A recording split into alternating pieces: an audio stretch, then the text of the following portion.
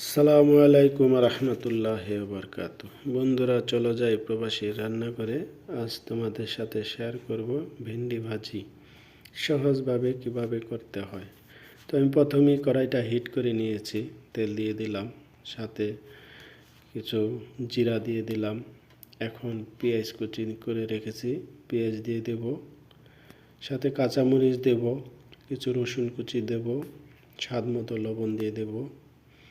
তো বন্ধুরা, যারা আমার ভিডিওটা দেখতেছো, সাবস্ক্রাইব করো, লাইক কমেন্ট শেয়ার করো, আর ভিডিওটা প্রথম থেকে শেষ পর্যন্ত দেখবা, তাহলে শিখতে পারবা।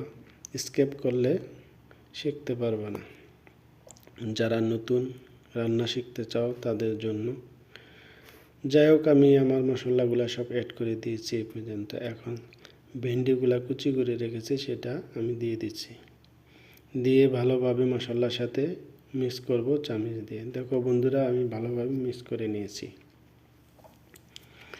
তারপরে ঢাকনা দিয়ে আমি ঢেকে রাখবো সিদ্ধ হওয়া পর্যন্ত। মাঝখানে নেড়ে চেড়ে দিতে হবে, নাহলে নিচে লেগে যাবে।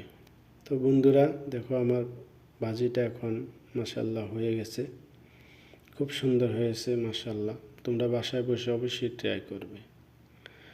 আর এখন আমি পরিবেশন করলাম। মাশাআল্লাহ।